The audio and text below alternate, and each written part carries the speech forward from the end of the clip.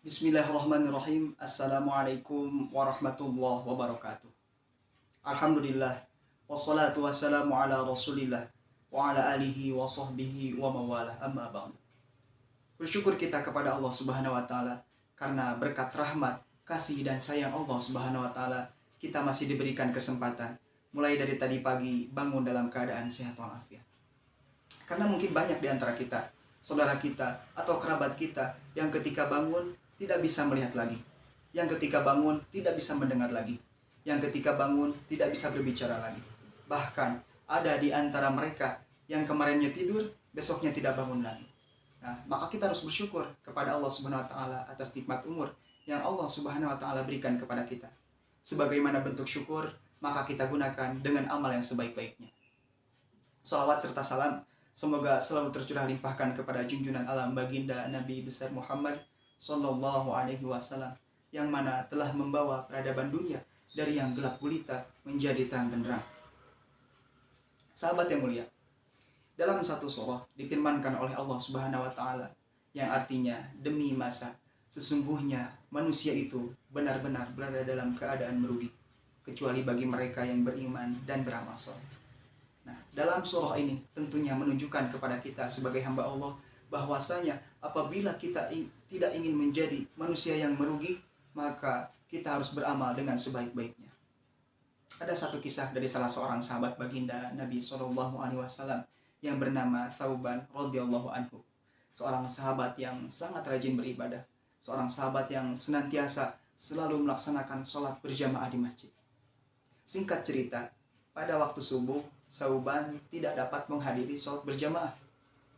Lantas, ketika itu disadari oleh Rasulullah, Rasul pun bertanya kepada para sahabat yang lain, "Di mana Thauban? Di mana Thauban?" Para sahabat pun menjawab, "Ya Rasulullah, tidak tahu ya Rasulullah." Melihat hal tersebut, maka Rasulullah pun memutuskan untuk menunda sholat berjamaah. Maka ditunggulah Thauban, ditunggu sampai waktu subuh mau habis, diputuskanlah oleh Rasul untuk ditegakkan sholat berjamaah. Selepas selesai sholat berjamaah, Rasulullah dan para sahabat pun memutuskan untuk berkunjung ke rumah Thauban.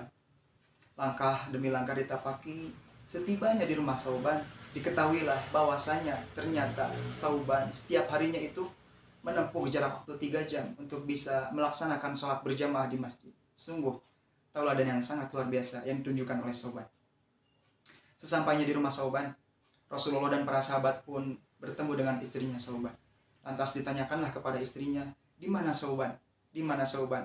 Mengapa hari ini ia tidak pergi ke masjid?"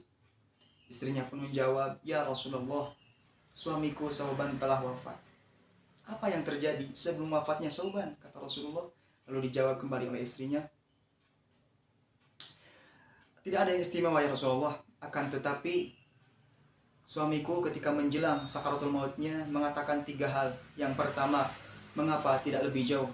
Yang kedua, mengapa tidak yang baru? Yang ketiga, mengapa tidak semuanya?"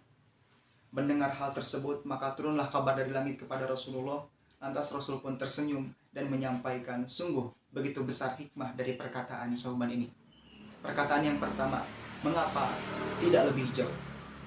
Sahabat yang mulia, perlu kita ketahui bahwasanya ketika kita nanti menjelang sakaratul maut, itu akan ditampakkan seluruh keadaan amal kita, seluruh pahala yang kita dapatkan.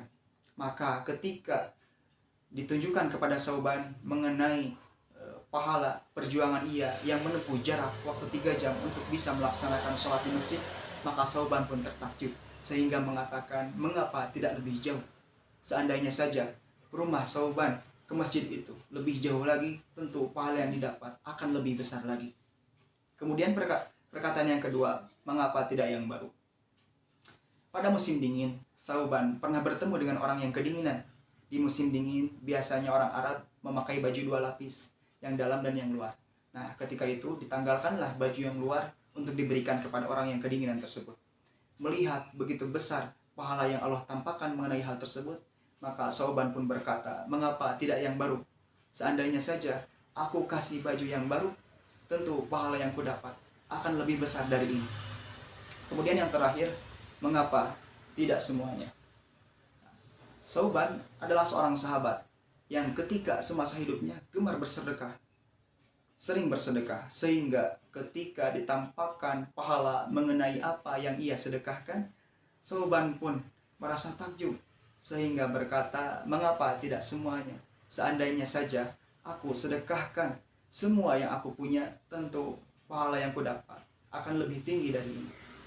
Sahabat yang mulia, mudah-mudahan dari kisah yang singkat ini kita bisa meneladani sikap daripada Sauban ini.